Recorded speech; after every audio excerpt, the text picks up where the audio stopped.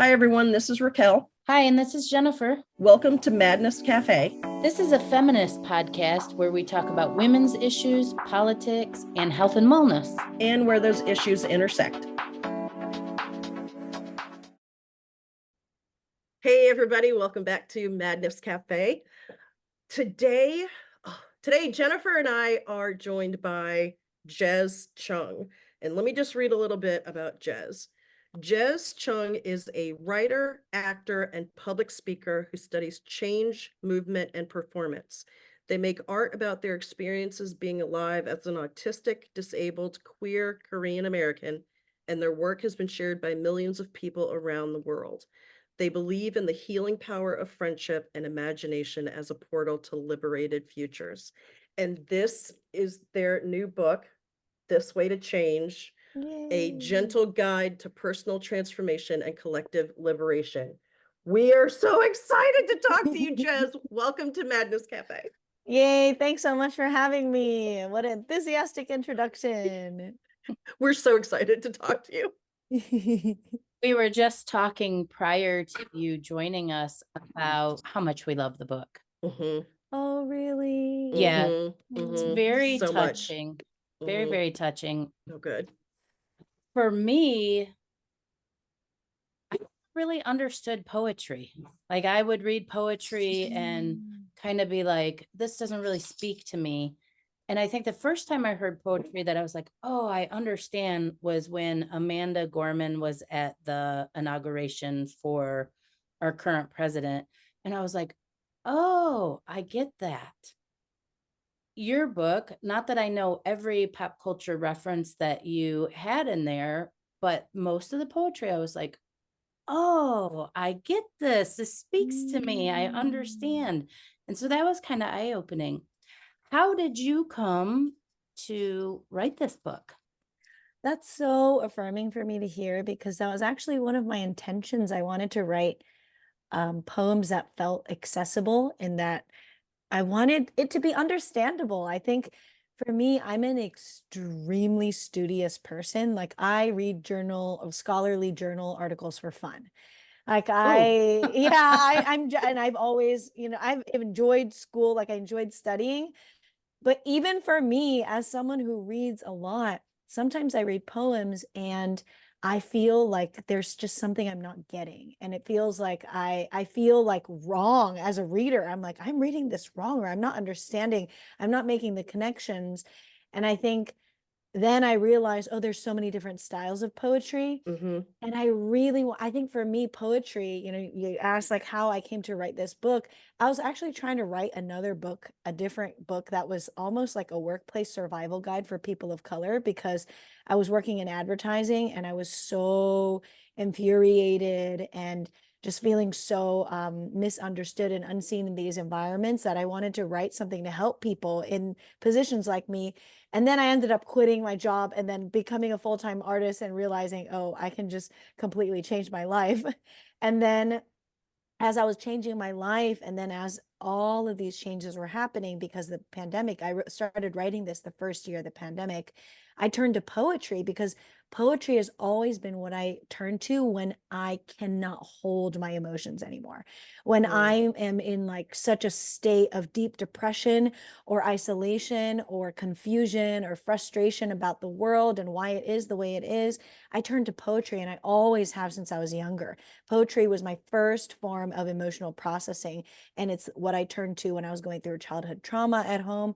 So that's why I ended up writing something that it just came out of me. The poems came out of me, and then I ended up adding the prose and the practices.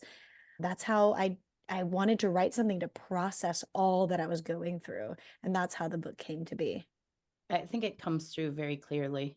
Yeah. Mm-hmm. Yeah, I was just going to say that. I mean, you can tell there's so much vulnerability and raw emotion in your poetry that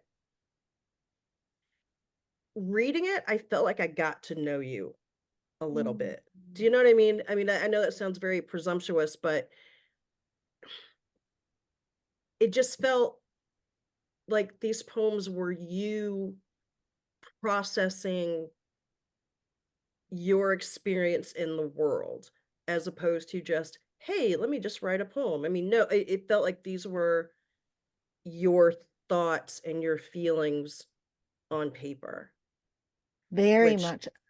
yeah. I love that that came across because it was, I'm so glad that came through because I wanted to write something really honest. I wanted to process my emotions for sure. But as a writer and as someone who really studies craft and am always trying to improve my writing by making it more clear or making it more feel like me. I think that's the writing that I resonate most with when I read books and I'm like, whoa, I feel like this person's talking to me. Like that's the best writing to me. So I wanted to put as much of myself in it. And a lot of the poems also were born from me taking this 6-week writing course with this writer, Faria Roshin, and it was called Writing with Vulnerability. Mm. And I've always thought vulnerability is kind of my default. Like the way I function through the world is, you ask me a question, I'm going to answer honestly. It actually takes a lot for me to kind of calculate, like, wait, am I not supposed to answer honestly? And because my impulse is just the most honest answer. And so I thought I was a vulnerable person, a vulnerable writer, but no, that class really helped me dig deeper and understand, oh, what are the things I'm terrified of even saying out loud or writing down? Let me write those things down. Let me go there. Oh, Wow. wow. That sounds fantastic.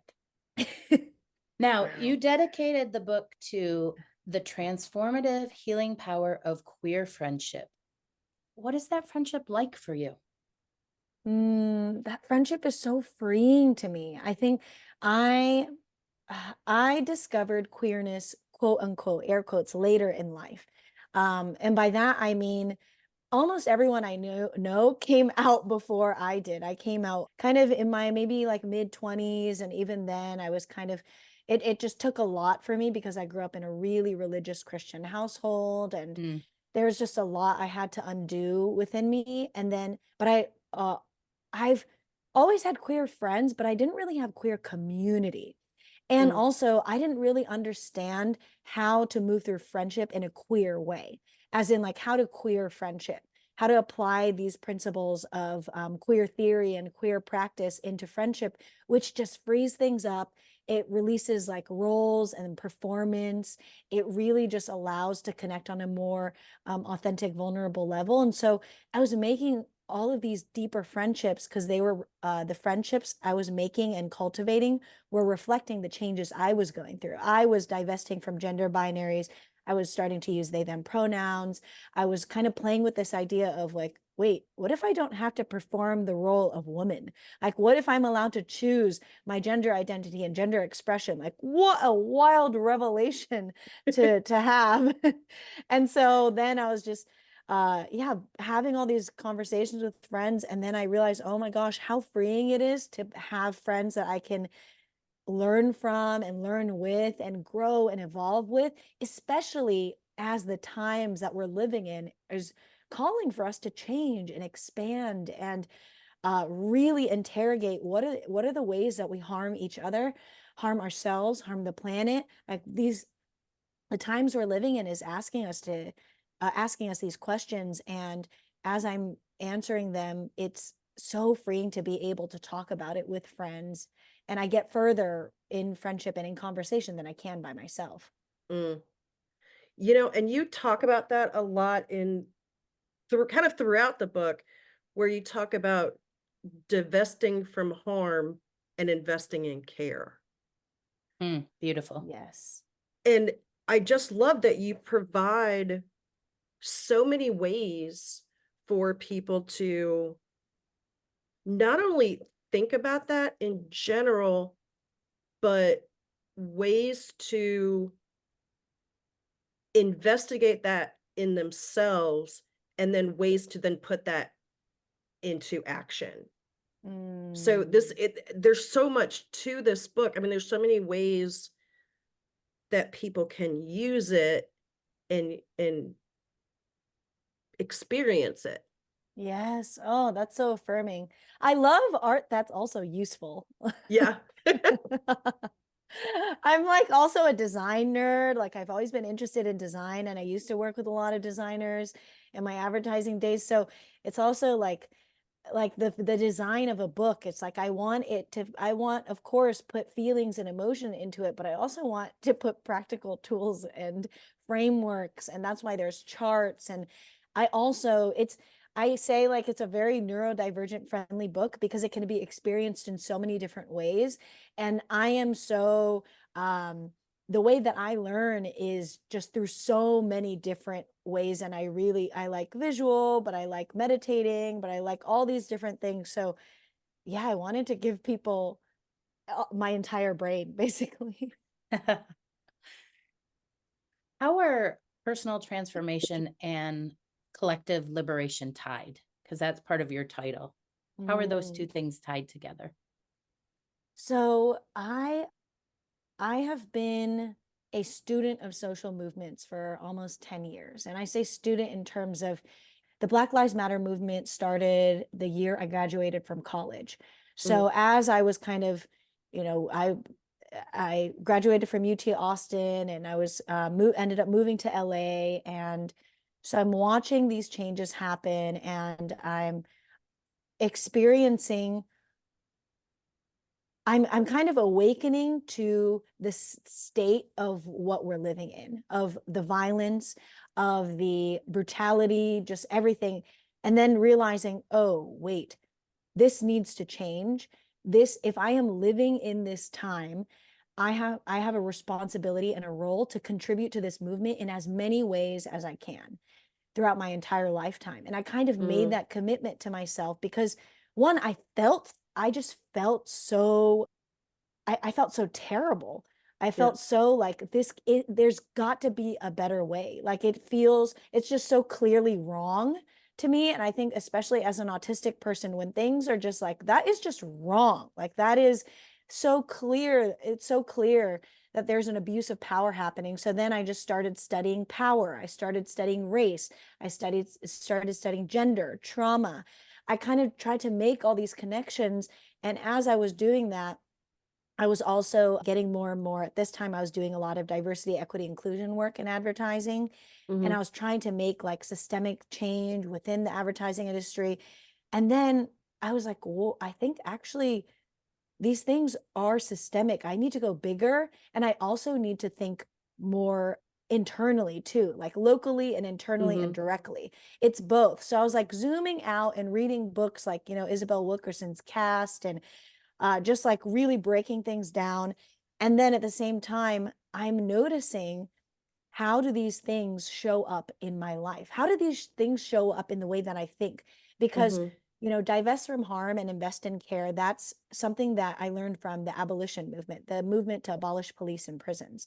And once I discovered that in 2020, I was like, oh, there's this there's a way that we could design our world in which we are not living in a culture of punishment, and we are not punishing each other. And also that means that we have to stop punishing ourselves. Like I just made these connections between everything that's happening Yes. outside is Yeah. also happening within my relationship, is Yep. also like, there's a chart in the book where I say like this, prison and police, and then colonialism, and it all goes to this culture of hyper independence, which makes us feel like we can't ask for any help, and we have to be perfect or else we're terrible people, and we have to hide and shame ourselves. And that's why we suppress who we are, and that's why we can't be ourselves. Like I just went like followed the trail and realized, oh my gosh, I have to change myself. And then I Yeah. discovered the work of Grace Lee Boggs and how she said, transform yourself to transform the world. So that's kind of, I'm always, always, always trying to make connections and trying to figure out ways that we can take action and build a better world in a way that feels sustainable and actually doable. Okay, so I just have to point out what you did there, where you were, you're giving your answer and you're talking about it, and you're calling out the people that you've learned from, right? Which I think is amazing. And that was one of the things that I love about the book, is that in the middle of a poem, you have an asterisk and then a footnote about where that idea came from or what writer inspired you to think about it. And so seriously, kudos to you. I mean, there's so many things that I was, reading about here and I'm like, oh crap, I need to go and learn about this too. Or, oh, here's another thing I want to go learn about because Jez mentions it and put an asterisk and made a footnote. Let me go learn about this, right? And so as you're talking about this and how you're doing all this work and processing through all this, how did writing the book help with the processing of everything that's going on affect you? Like how did that help you? The first thing that comes to mind is that was an archive. I'm so big on archiving. I think that because nobody is going to capture your history and your life the way you can. Like you are your own personal historian. Mhm, And I think so much about legacy and lineage because I learn from so many people. I get so like nerdy about reading I've read Sister Outsider like 20 times. And I get so nerdy about just like all of these. I think books are just amazing. Like the fact that that we can learn from people's minds is just so fascinating to me. And so it gets me so excited. And also it saves lives. Like books saved my life. mhm, I grew up in, in like in the situations that I grew up in where I really was just yearning for different worlds. I was yearning for a different life. I needed to know that something else was possible. And books taught me that. Books were like these possibility generators for me. And so when so the book started as all poems. I had like 80 to 90 poems. And that's what I built my book proposal around. That's what I shopped around. And it was the editor that when the editor we landed with at Chronicle, she's the one that suggested, she was like, Jez, your work is so dynamic. You do all these workshops and you're such an educator in so many ways too. And I know you like things that are interactive. What if it's also prose and practices? And I thought, oh, that makes a lot of sense. Okay, well, and then I ended up adding and just sitting with for a few months, like, okay, what could help hold these poems? And so it's almost like the poems, a lot for me were poetry comes to me so randomly. Like, oh, I'm just walking, and then a line comes to me. I'm like, oh, that's the start of the poem. And then I have to pause everything I'm doing and then like get out my notebook and write it down. I always have a notebook on me. I'm like writing at bars and parties, like in the corner. So the poetry was so raw for me, and that those are mhm, like truly just me emoting out loud and processing. And of course, it's been edited and edited. But then the prose and the practices, I would be inspired by the poem and say, okay, what am I saying here? What is going on here? And how can I support a reader through that feeling and that thing? Like, mhm. for example, if I'm talking about like there's a love poem I wrote, like Let Love Be Loud. And it's Yeah. just me after I wrote that, after I came back from like a beautiful day at the park with friends. And I was just like, I love all of my friends so much. And I want to put it in a poem. And so I did that. And then I thought, oh, what's a practice that can support this? And I thought, okay, love, like it's the most important job you have in your lifetime. Like truly treat the love that you give to your friends as a job, not something that you dread showing up for, but something that really does take time and effort and energy, and know that it's worth it. And Mhm. so it kind of became like it kind of writing the poems became very kind of cathartic and also a way to archive the changes that were happening. And then the prose and the practices became a way to kind of support all those things. I Love it. loved that poem that you're talking about because our society, especially like I've done a lot of online dating, like searching for the one, etc., had all sorts of friendships. Our society is almost embarrassed to even say that we love someone or Mhm, show that we love someone. There's so mhm, many like games and dating about like, oh, wait 3 days before you contact that person because you don't want them to think that you like them too much, or mhm, and in reality, like love is it's the thing, it's the bomb, it's it. And It- we pretend like it doesn't exist sometimes. Yeah. I really love that one. And then also I wanted to talk about another one. Let me see if I can find it. On page 100, you have a poem called There Are No Moral Binaries. I can't speak. Yes. There are no moral binaries. You say, people are neither inherently good nor inherently bad. They are put in situations, circumstances that bring out their good, their bad. That one was like, okay, like really, your poetry is like one of the first I've ever understood. And I'm like, yes, people, yes, this is it. There is no, in my opinion, true good or evil. Everybody born to different circumstances and different life situations. How can we're all one. How can we judge? Anyway, I loved it. How did you come to Yes. write that one? Wow. It's so affirming to hear your feedback and how you're experiencing Oh, it. I loved it. I loved it so much. It's that one came because abolition. I was thinking about abolition. So abolition is, something that I again discovered in 2020, and now it's become like a special interest of mine, a topic of passion where I'm like abolition everything, because it feels like to me everything can be rooted back to if we enact and practice abolition and disability justice, we could create such a beautiful world.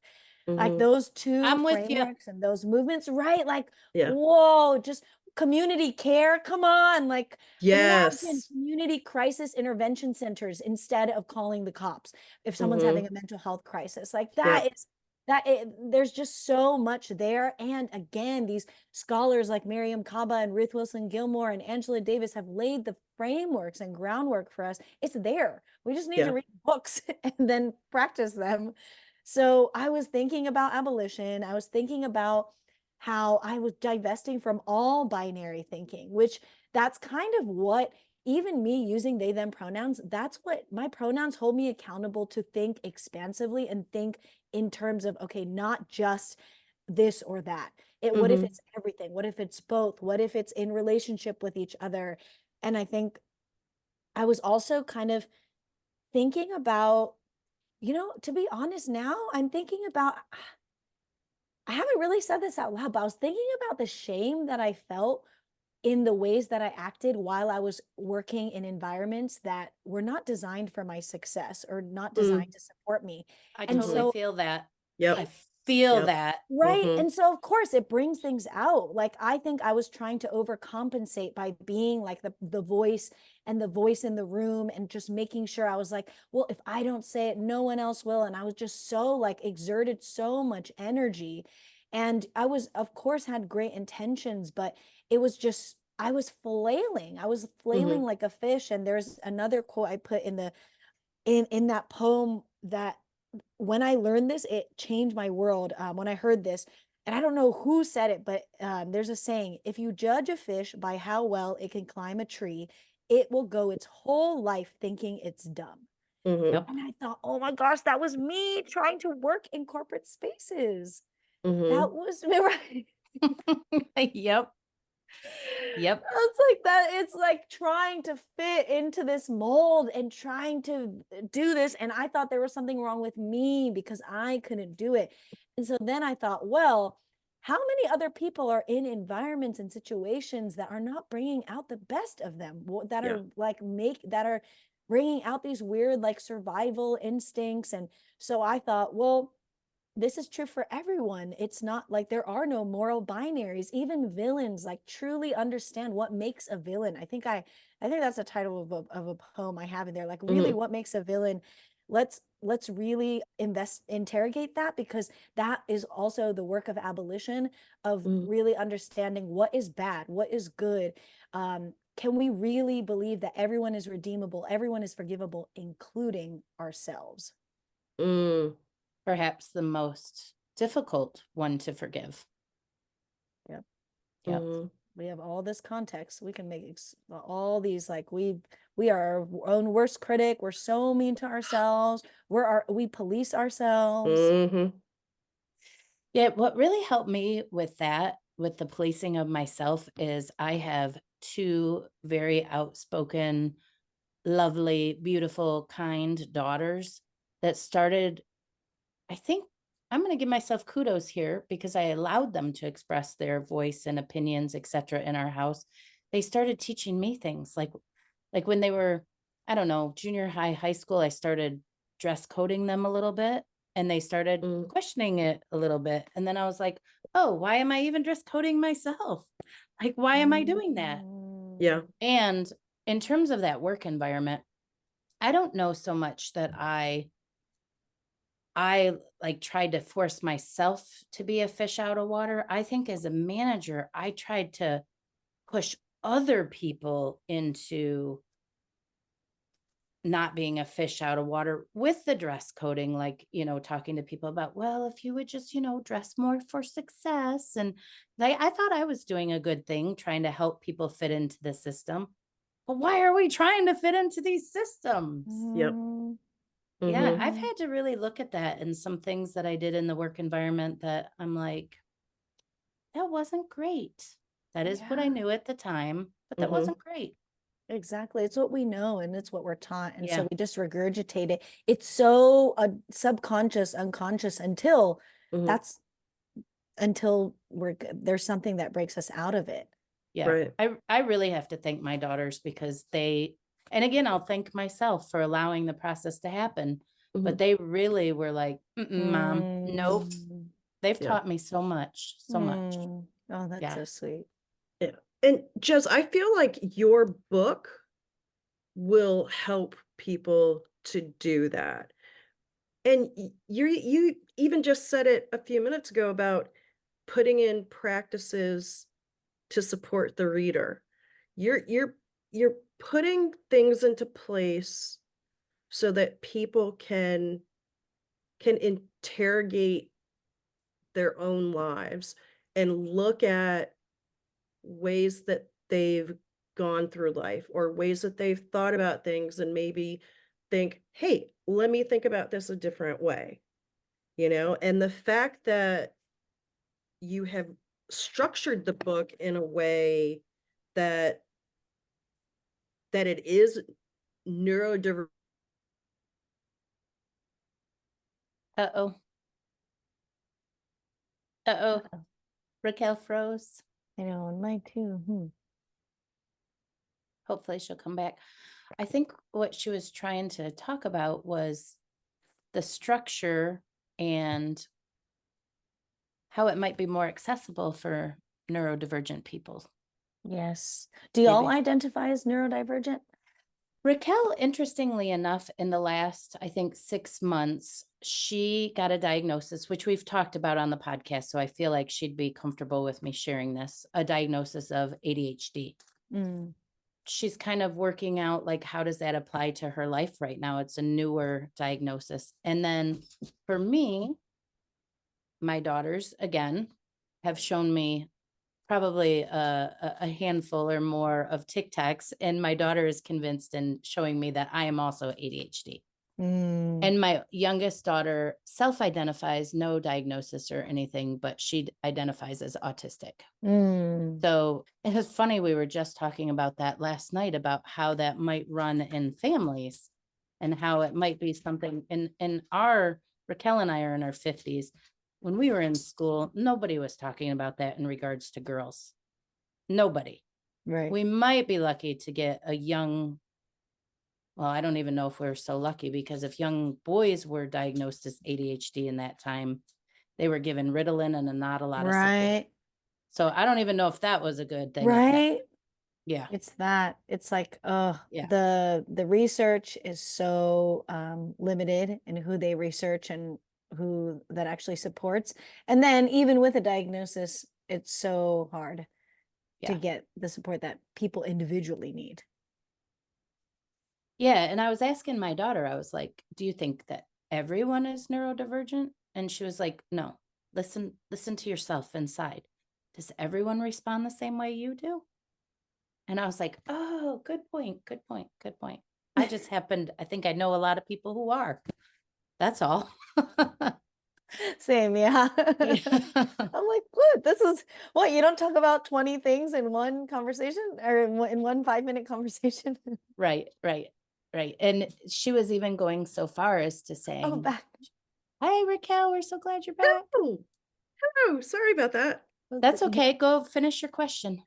Oh, well, what I was saying is that, you know, the way that you've structured the book, you've made it so that it's accessible to so many different communities of people. Mm. I mean, it's neurodivergent friendly. You've got pictures, you've got drawings, you've got the way that the poems are written. So the stanzas go in different places, and you've got poems that look like lists, and it just, you're doing so much to make sure that everybody can find a place in this book.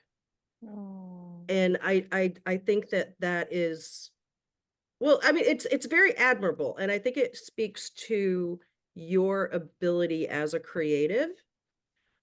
And I really want to touch on that a little bit more. Like, I'd love to, if you could talk about the fact that it's split up into three parts. Like, why did you decide to do that? Kind of give us a little bit of an idea about what thought went into the structure of the book and the way that the book looks. Yeah. Oh, those are beautiful reflections too. I really appreciate. I'm I'm a design nerd, so I love visual things. I've just always been drawn to colors and shapes and textures. I'm really into different makeup looks. I've always been into styling myself, and so I think the visual experience I knew would always be important to me. And also, especially because I've always loved reading, but even for me, after the pandemic it started, it's been really hard for me to stay focused and actually finish a book. Like my reading attention span has been cut by so many fractions. And it's so frustrating because I'm like, oh, reading is so vital to my mental health. And it's something that it's just so fulfilling, but I can't even access it because my ADHD is so, I mean, it makes sense that my ADHD symptoms are just through the roof during these times. Mhm. So I think I wanted to also capture the essence of how I was experiencing it in my head, how I was reading it. A lot of the times when I try to finish a poem, I'll just read it out loud, and then whatever comes out is how I'll finish the poem. So I'll feel into the somatic experience of it. It's almost like I'm like getting inside the poem, and then like I wear it and see what happens. And so that's why some of them are just shaped the way they are. I was also really inspired by other poets, and how they shape their poems, and how that space in between these words and these stanzas creates a completely different experience. Mhm. And I think even like I'm looking at that poem, "There Are No Moral Binaries." I purposely structured it so that that one stanza is on the right and then the other is flush to the left, and one's flush to the right and one's flush to the left, and they're kind of like in conversation with each other, competing with each other. Mm. So there's like deeper.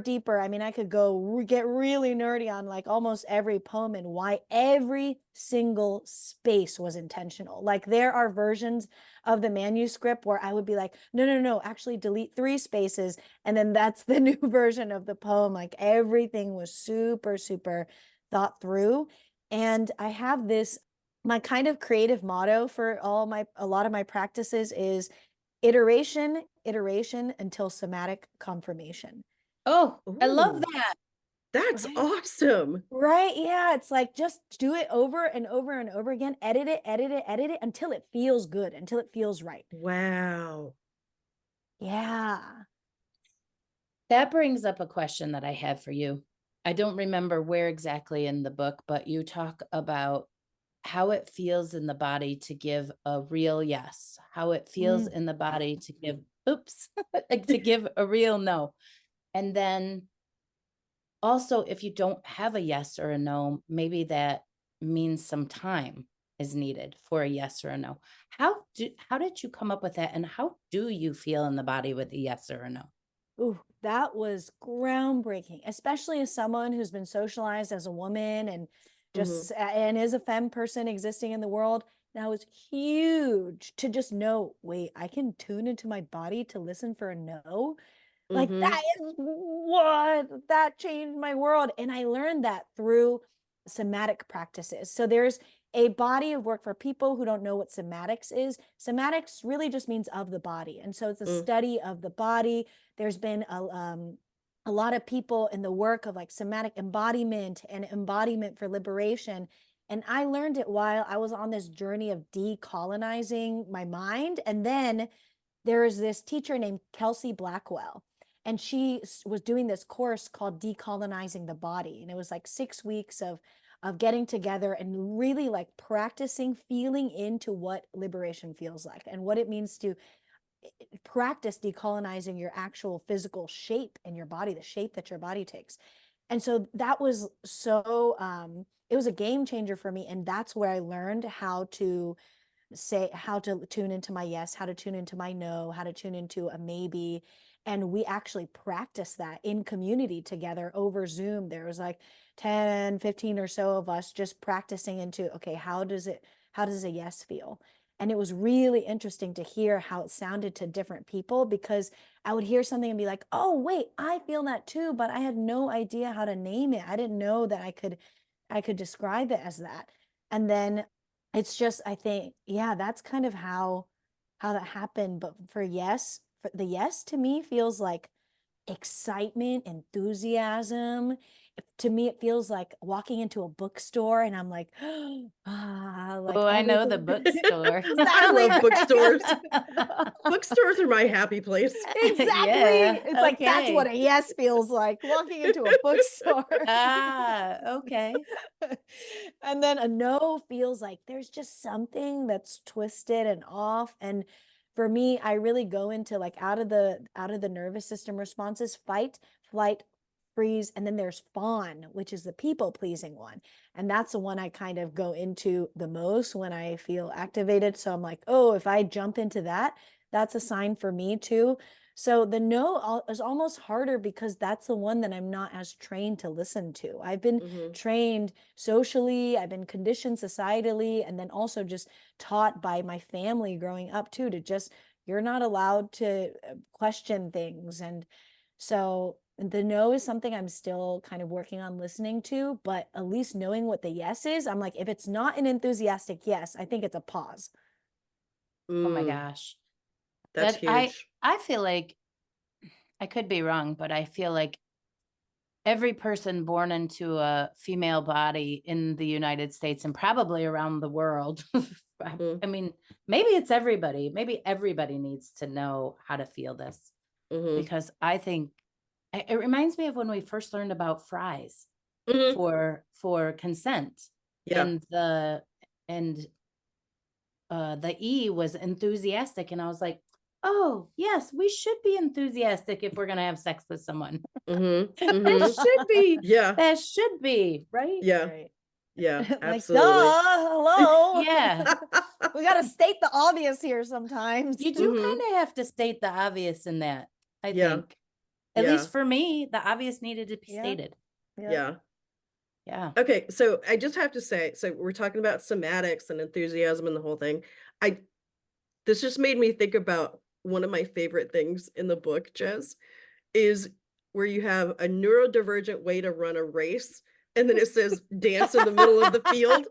Yeah. I love that. I literally laughed out loud when I read that. I was like, that's awesome. I was like, that's my favorite part of the book. Thank And, you for I appreciating. and I immediately like pictured myself like, dancing in the middle of a field somewhere, like in the middle of, a track where everybody's running. I'm like, you guys go ahead. I'm just gonna stand here and boogie. Like I just loved it. I'm so glad because I was so unsure about that. I was like, are people going to get this? Well, I don't know. The people who will get it will get it. Because I was like, yeah, why do we have to sweat and struggle and compete? I hate competing with people. Like, I don't want to do this. I'm just gonna play my own thing over here. Yep, you're just following your own path and you're having a good time and boogieing. I love it. That Exactly. literally that just made me so happy. I was like, I have to mention this. I have to mention it. Yeah, that philosophy can be applied to a lot of life. Oh my gosh, I could ask I you love it. 1,012 questions. Oh yeah. Yeah. Was there anything we didn't ask you about? I mean, there was a lot of stuff we didn't even get a chance to talk about, but was there Yeah. anything you wanted to tell our audience that um, No, I honestly, I'm so enthused and so appreciative of the questions that you've been asking. It's just writing a book. I mean, I guess if anything, to share, writing a book is a very vulnerable and really challenging thing spiritually, on a spiritual, emotional level. I Mhm. mean, I write about my mommy trauma in here. I write about yeah, things that not even a lot of friends know. There's a poem called Confessions, and it is literally some of my deepest, darkest confessions. Like, I just put it out there. So I think I write it, and then my hope is that it lands, that it is read in the way that it is intentioned. And even not, I can't predict how people are going to receive it, but it's just such a blessing to be able to hear your feedback and see that things have landed the way that I wanted them to land, and that there's all these different things that can be appreciated that I just thought that it would just go over people. And like, I don't know, you never know if the you things that don't. you put Yeah. out Yeah, there you don't. are reaching people. I'm like, I'll just keep doing this, I guess. It was Well, very touching. I'm glad you left in the dance in the middle of the field. I'm glad you didn't let anybody talk you out of that, and or any of the other things in the book. The book is fantastic. And Really is. okay, I just have to say one more thing because, and I know it's silly, but it totally made me think of you. So I was prepping for today, and I was listening to one of the podcasts that you had been on, and I think you were talking about like astrology and stuff like that, and I think you said Capricorn heavy about something. I don't know if it was about like your chart or whatever. And in my head, because I'm, like taking notes and doing all the thing and I'm prepping, and in my head I heard unicorn heavy. And I thought, well, that's silly. And then, but then no, then I thought that kind of fits. You are a unicorn. Your book is a unicorn. It's bringing, Oh, and then with like the pink background and you've got the cute pink hat on and there's oh. color and all the things. And I don't know. I think it totally fits you. So maybe along with the Capricorn, you've got some unicorn in there too. So Oh, thank you. I appreciate that. I've always felt a kinship with unicorns. yes, awesome. So I really appreciate that. I received that. Good, good. I'm glad. Oh, it's just been such a joy to talk to you. Jez, thank you so much for It being went here. by way Yes. too fast. It really did. Yes, It yeah. really Thank you did. so much for having me. You're And so it's welcome. been a lovely, lovely conversation. Thank you for having me. And thank you Yes. for this. Yes. This is Thank a you. lovely gift you've provided all of Mm. us. So thank you very much. It truly went by so quickly. I have so It many more did. questions and I want I to did delve too. into everything. I know. I just, and one thing that we didn't get a chance to talk about, I think maybe we kind of danced around it, was how Jez talks about and shows throughout various ways throughout the book about reframing mental health and neurodiversity and being in the world and experiencing the world. I just thought that was such a huge and important message that just maybe look at things a little differently than you did before. Yeah, on page 149, she talks about manifesting being a process. I'm sorry, I said that wrong. On page 149, they talk about manifesting being a process of invention Mhm. and the possibility of what is future scripting. And I think Mm. Jez gives so many tools like that in the book Mhm. to help others create change, make a better future for themselves. It's truly Yeah. a gift. Yeah. And I honestly feel so much hope and and Jess talks about like community care, right? A lot throughout the book. And even today they talked about it, but that comes through in the book. I mean, I just felt so much hope for the future and hope for people and love for people and like wanting people to be better versions of themselves so that they can help make the world a better place for other people. I'm just so bowled over by how generous this is and how generous Jez is with sharing all of this of themselves in the effort to make the world a better place. I mean, that is hugely generous. I agree. And the self-transformation leading to the collective transformation. Right. Right. Yeah. And there's actually there was a quote and oh crap, I wrote it down. Oh, here it is. And it's in a really early part of the book. It says it's by Grace Lee Boggs and it says transform yourself to transform the world. Yes. I thought that was beautiful and profound and yeah. There's so much we could quote in this book. Mm-hmm. I do have a quote I wanted to read. See if I can find it. I should have brought my glasses. I 'Cause think I think you say that on every episode. yeah, because I can't see. I feel like I'm in the dark. Oh, here it is. Oh, and it's the tiniest print at the bottom of this page. So I wrote on here, you can see how I tabbed this Mhm. book. If you're I would have tabbed the entire book. I don't know how you kept it to not every page. is so good. So I wrote on this page, read at end of podcast. So notes to myself. And it says, then what if we were all a little more honest about our fears, wants, and needs, accepting where we are without judgment, good, bad, right, wrong? What would this undo within us? What would this do for our collective sense of safety? Oh. Yeah, you know what? This has really made me think a lot. Even, okay, I read the book, super happy Mhm. about it. Then we Mhm. have the conversation with them today. Mhm. And I'm like, I didn't even quite get it until the conversation today uh, about all of, I just didn't quite get it. And now I'm Mhm. like, oh, yes. Mhm. Well, And it, that's part of community.